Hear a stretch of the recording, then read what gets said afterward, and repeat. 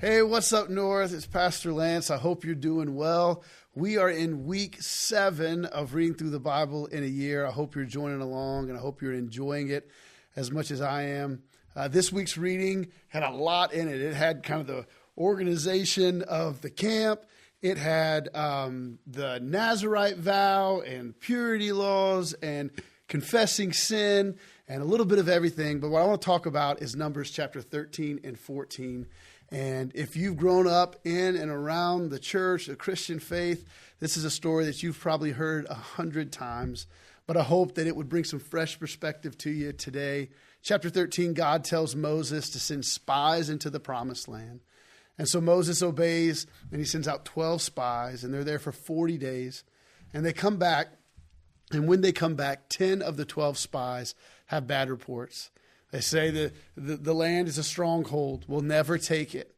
But there's 2 spies, Joshua and Caleb speaks up and says, we can take this land. Let's go do it. But the 10 spies overrule Joshua and Caleb, and those spies tell Israel, the people in this land are giants. In fact, they say, we're like grasshoppers to them. They're so big. And then in chapter 14, we see the people of Israel respond by weeping, by crying all night long.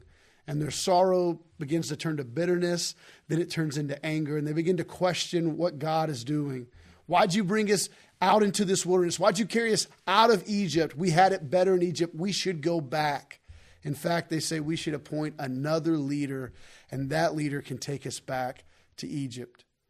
The Bible says that Moses and Aaron fall on their face before the people of Israel. Joshua and Caleb rip their clothes in sorrow. And Joshua stands up and he says, listen, people, this is the land that God has promised us. It is good, exceedingly good. We should go take this land. We can take this land. And unfortunately, the people of Israel, instead, they pick up rocks and they get ready to stone Joshua. And we read this story and we read it in hindsight. We get frustrated with the 10 spies. We get frustrated with the people of Israel. Why can't you be more like Moses and Aaron or Joshua and Caleb? Why can't you be full of faith? Why can't you remember the promises of God? But if we're really honest with ourselves, more often than not, when we put ourselves in the story, we're not Moses, we're not Joshua. We're the 10 spies, and we're the people of Israel. God has promised us something. God has given us a word. And the minute that something happens that makes us feel like it's not going to come to pass, we begin to gripe and complain. We begin to question just like the people of Israel did.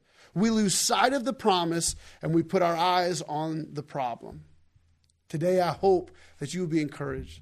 The Word of God is not condemning you, but it's challenging you today. That you would keep the promise of God in the front of your mind. See, Joshua and Caleb, they saw the exact same land as the other 10 spies. The only difference was they had the promise of God in the front of their mind. And when they looked and saw the land, they didn't see giants. They saw a land that Joshua called exceedingly good. So today, be encouraged. Remember the promise that God has made you. And no matter what your situation looks like, look at it today with the promise of God in the front of your mind, trusting and believing that His word will come to pass.